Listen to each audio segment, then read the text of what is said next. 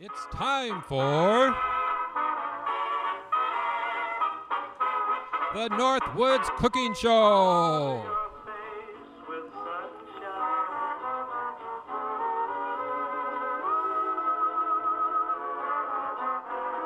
Starring Uncle Roy and Miss Callie, the troublemaking dog. Hello, welcome to Northwoods Cooking Show. I'm your host, Uncle Roy, and happy Easter! I'm here, spring's around the corner, yay! After a long, dreadful, too snowy of a winter. Now remember, December we hardly had any snow, it almost like a brown Christmas. And then February we got caught up and got everything. Now we're over budget. Now we got to worry about the flooding. And I got my boot off. Yay! I officially have it off on Wednesday, which is just a couple days away here from taping up the show. Oh my God. Going through the snow and everything with that boot. Oh, and people don't care. They don't. Maybe one out of 100. I had one lady stop the other day and ask me if I needed a ride because I had all my groceries and the camera equipment and everything. I said, oh, thank you so much, honey. But no, I said, I'm just a block away. So at least there are some people out there. Not as many as there used to be. That's a shame. Anyway, so what are we going to do for Easter? Well, let's start off with our Easter ham. I haven't made one of these in a while, and I usually do. But it's just so simple. Because now there's a lot of people that watch my show who've never cooked or rarely cook. And so sometimes they want to take and impress their family or friends with a home-cooked meal. And an Easter dinner is perfect and very easy. I make these recipes so easy for you to follow. It's just simple. Anybody can do it then, But just have patience. Which I usually don't, but... So I just got a ham here now. And you saw I sprayed the roaster. We're going to put the ham in face down. Now the other thing too is, most hams nowadays, in the olden days they came raw. Most of them are fully cooked now. So all you have to do is just heat it up. And people always overcook them and you end up with dry ham that's just tough and cardboardy. And people go, oh, get the spiral hams, they're so good. I hate spiral hams because the spiral cuts the ham meat really paper thin and it dries out so fast. And they're fully cooked, so it doesn't take much. For a fully cooked ham, you only want about 15 minutes per pound.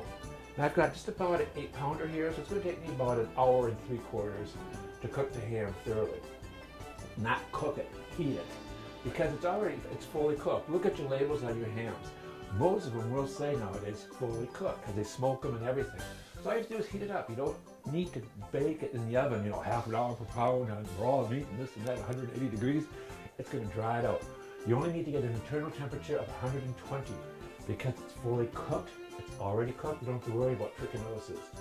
And trichinosis was popular in my parents' generation because the old meat markets back then didn't have all the preservatives in their meat like they do nowadays. Everything is so fully processed and injected with drugs and this and that for preservation. So you don't have to worry about it. All you have to do is heat it up. So what we're going to do first though is I'm going to score it, which is just slightly cutting across it, not deep, about a 1/4 inch maybe. And this is the pattern that we do with zigzag, or not zigzag, like a tic-tac-toe hashtag. I think of these modern words. And then I'll come across it again this way. And all this is going to do is just open the skin slightly. We don't want to go all the way down deep because it's going to lose all the juices. We just want to score it, which is just slightly cutting across the edge. And then I'm going to take and stick cloves at every cross section. So let me do that and I'll be right back. Okay, now you can see where we got the hashtags going here in cross. Take and put a little clove in each of those intersections. That's going to give it a great rich flavor to our ham. Then I'm going to take and I'm going to spoon on some apricot jam. And we'll just take and just smear this all over the top. Now you don't need to take and put on it real heavily. You just kind of do it like you would suntan lotion or something, You just want to moisten it This will help keep the juices in, plus give it a nice rich apricot glaze and flavor to the ham. If you want to use sugar-free, that's fine too. But you know, for me, it's like, you know, being diabetic and all, I can have it. It's got to be in moderation. Just got to watch myself and make sure I inject my insulin. And I finally got my levels down to my 6.6 after being off of prednisone. Oh my Lord. The prednisone for my arthritis. And it just really skyrocketed my glucose levels, my sugar levels. But finally I got it down under more control, which I'm happy about. Okay, so we got nice glaze on it. Now, we'll just take and layer with some pineapple rings. And we're going to bake this uncovered in the oven at 350 and approximately 15 minutes per pound now.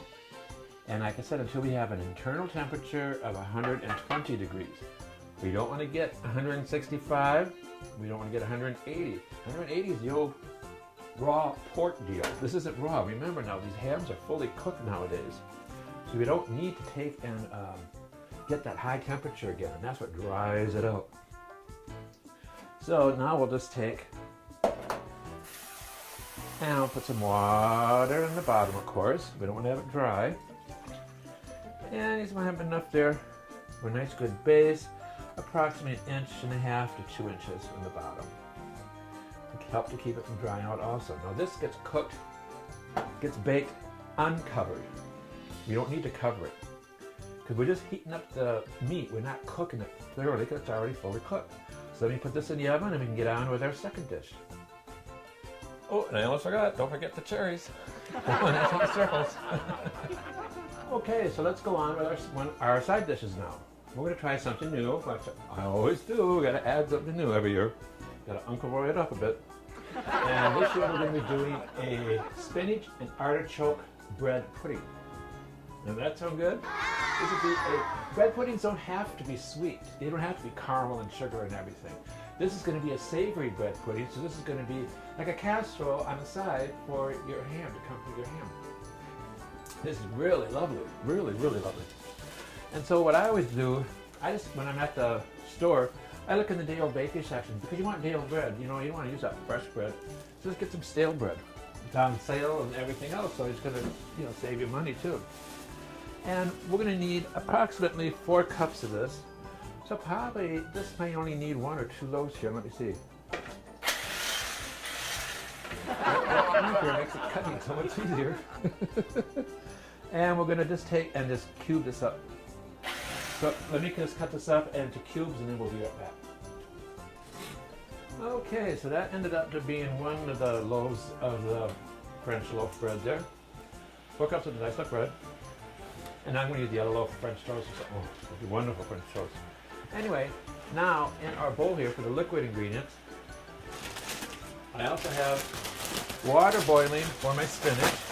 We're going to have 1 full package of spinach. And this is like a 10-ounce bag of spinach. We're going to just wilt this into the water. And this will cook down in approximately 2 or 3 minutes. So I just want to keep an eye on it so that it doesn't evaporate and dry out and burn. This didn't take very long. The steam will just, that's why you want to stir it, because the hot steam and water is going to just dissolve and disintegrate that spinach really quickly. So you just want to really keep an eye on this. You don't want to do something else because you don't want to take the chance of burning it, which would be very easily to do if you forget. You just want to do that until it's all wilted, and that's just about it. And I can just take that off and let that sit off the heat. Now, for the liquid ingredients, in here we're going to be putting in 5 eggs.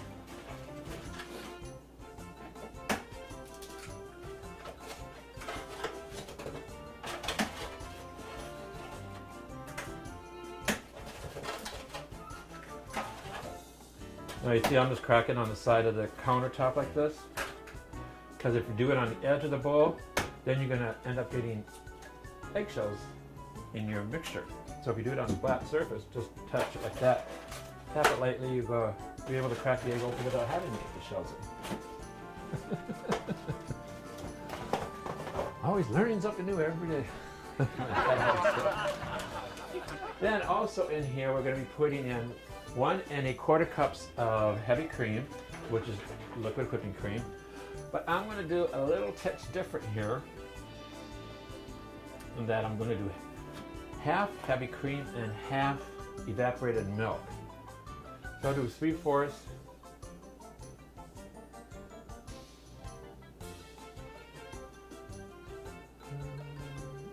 of heavy cream, and I'm going to do 3/4 of the carnation milk. This gives it a rich flavor. I mean, really rich. I did this with my mac and cheese one year, and that turned out so good. I mean, it was ready to put you to sleep for the winter, lay it on the couch there. It was just so rich. Oh my God, it was rich. And it just tasted so heaven, sinfully good. It was wonderful. And let's see, we need a little pinch of salt in this too. You don't need a lot, just a pinch. Remember, we're going to put cheese in this too, so cheese has a lot of salt in it. And you know me, I like to stay away from the salt if I can.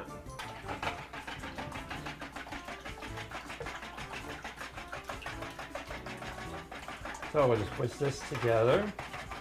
I should just have my immersion on and make it look a little more update.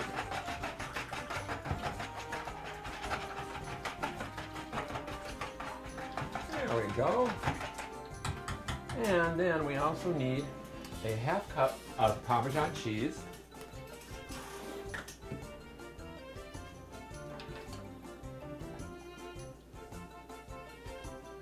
And if you want to, you can do a mixture of Parmigiano Reggiano. What's her name? Oh, God. Oh, that Italian cook. I can't think of it. Not Lydia, the other one. Oh, she kills me. They're both funny without knowing it. And then we need a cup of shredded cheese. And this one I got Marble Jack, so we got half of the orange cheese and half of the white cheese. And so we need a 1.5 cups of cheese.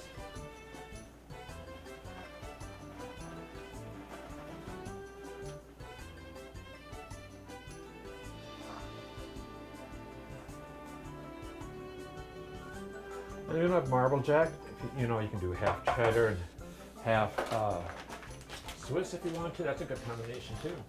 Swiss is a really good combination of cheese sauces. It melts really nice.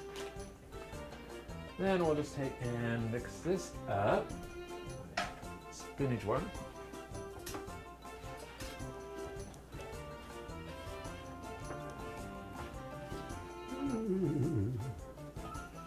Whoa, where's Callie with her samples? Oh, she'll go crazy. What are you doing?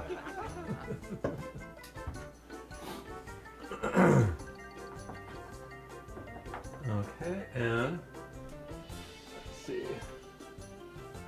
I need a little tits of pepper.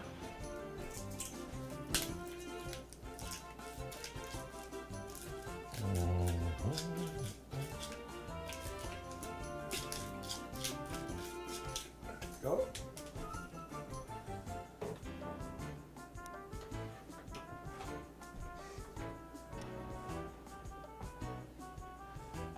And then we can take and put our spinach. Now if you have too much water in there, you can just drain that off. And there's hardly any in there. We can put that right in with our breadcrumbs, along with 1 can of artichoke hearts that are quartered. Now, you can buy them quartered. I got these already quartered. If you don't have them, you got the whole artichoke, just cut them in quarters. A little extra step, but it's no big deal. It's not going to be sitting there for half an hour cutting away, let me tell you. Well, you just want to take and drain them, and you want to have these big chunks of artichokes. And we just put those in there. And then we can just drizzle our cheese sauce right over the top.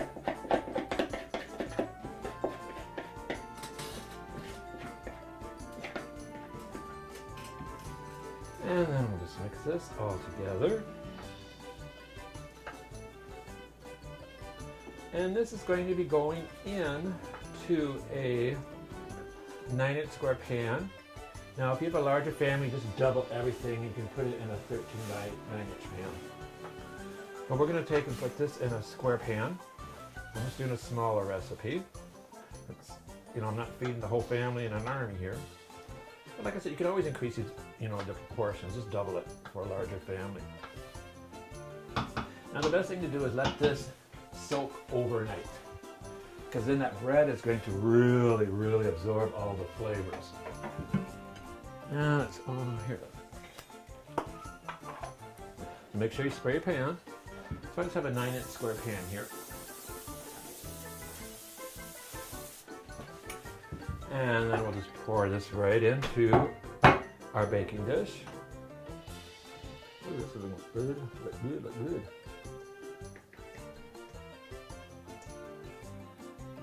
And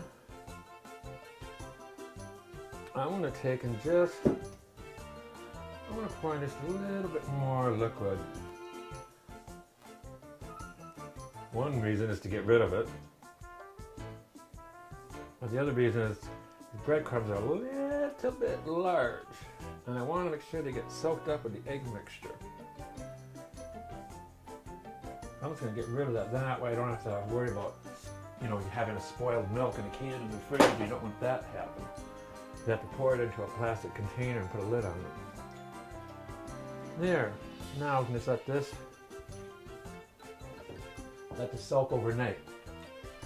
I'm just going to let it sit here while we continue on with our next recipe. So that'll give it a chance to soak up all the flavors, clean up a little bit, and get ready for our next recipe, which is going to be au gratin potatoes. Be right back.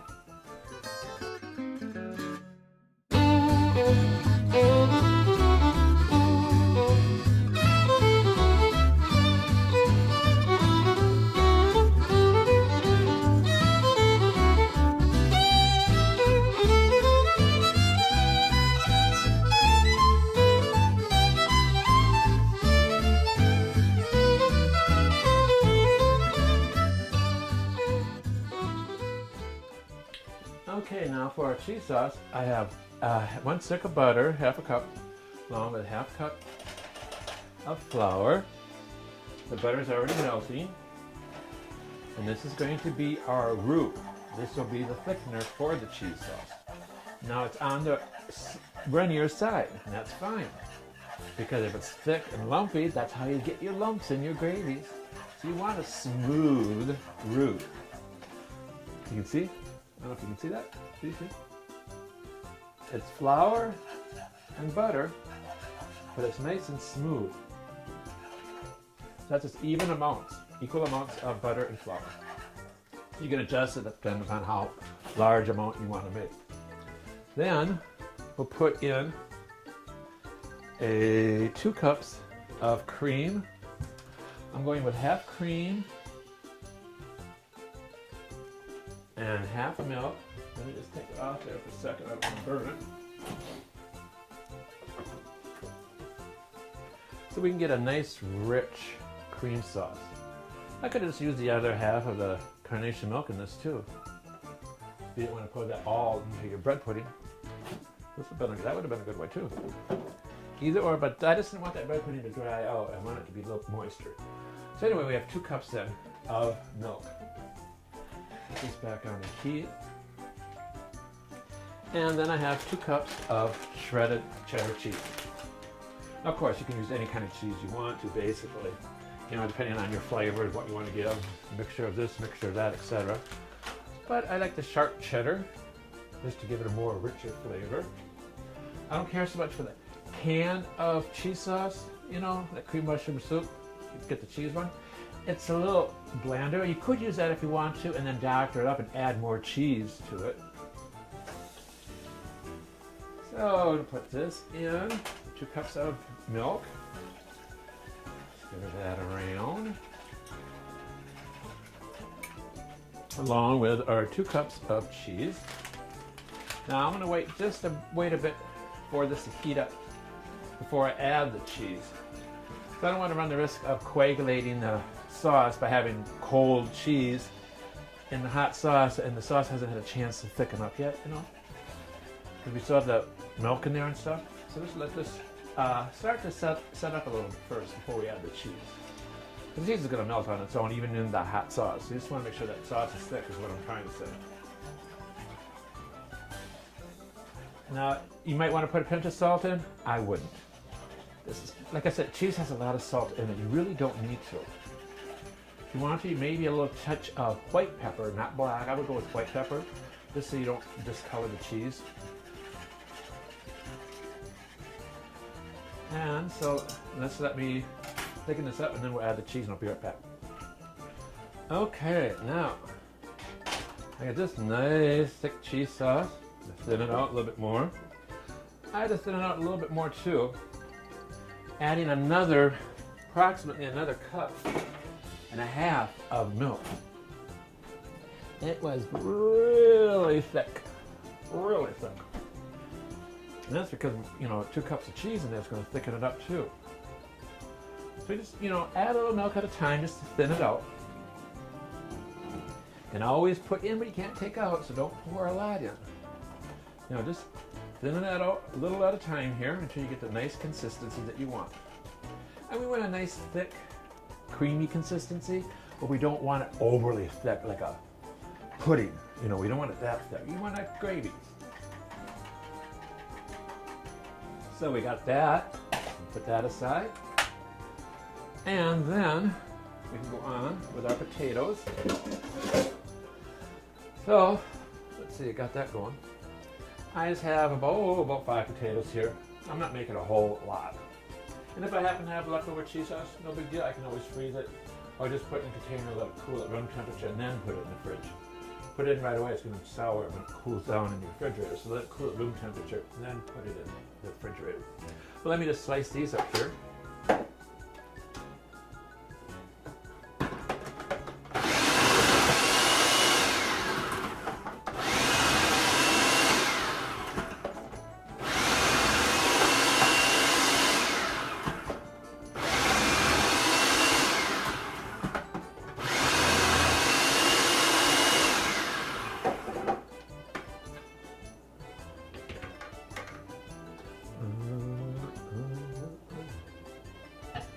And then I'll just pour this into my bowl here.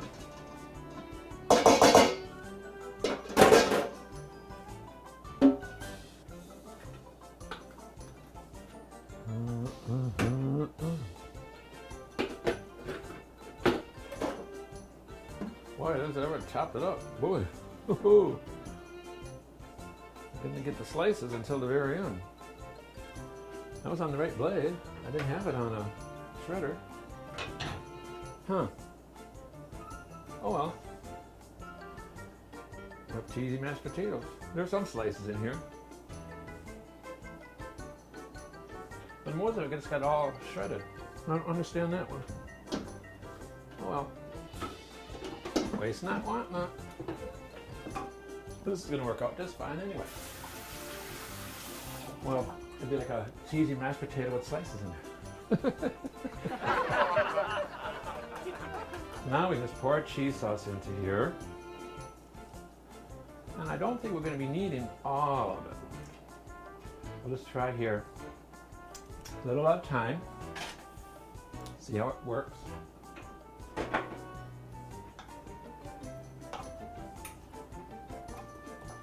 Remember now, this is raw potatoes, so they're going to take and absorb all of the sauce. So you want it to be on the soupier side when you pour it into your baking dish. Oh, this is going to be good though. I can just taste the flavor already from that cheese. So now I'll just get my casserole dish, and like I said, if it turned out the slices better. I don't know why I did this. So this is still new to me, this food processor, so I'm still trying to get used to it completely. I'm not completely used to it, is what I'm saying. But, oh well. It'll turn out just to be fine. We're going to have cheesy mashed potatoes. So just make sure you spray your casserole pan. It's real easy to forget to spray pans, it really is. And you learn from mistakes, I have throughout the years, by not spraying it. Because when you go to clean it, it's going to take you forever. You got to let it soak for hours or overnight, whatever, you know what I'm saying? So it's just, if you get in the habit to try to do it, it's better for you. Then we'll just take and ladle this into our casserole dish. Oh, this is going to be good. Cheesy, cheesy. Now, I don't have any. I wish I did. I didn't think of it till now. But if you had some bacon bits of bacon, fresh bacon, fry it up, I would sprinkle a little cheese on top, which I will, but then bacon bits on top of that. Oh, that would be delicious. Let's see. I'm gonna, since I have an extra cheese here, some more orange cheese. I got some American here. I'm going to take and put this on top just for color and decoration. For a garnish. Because I used up all that shredded into the sauce. And I should have saved about a quarter cup for a garnish on top. But it's no big deal. Don't cry over it. So I'm just going to cut these up, and we're going to just garnish this with our processed cheese here. But I'm going to do it in a more little decorative sense.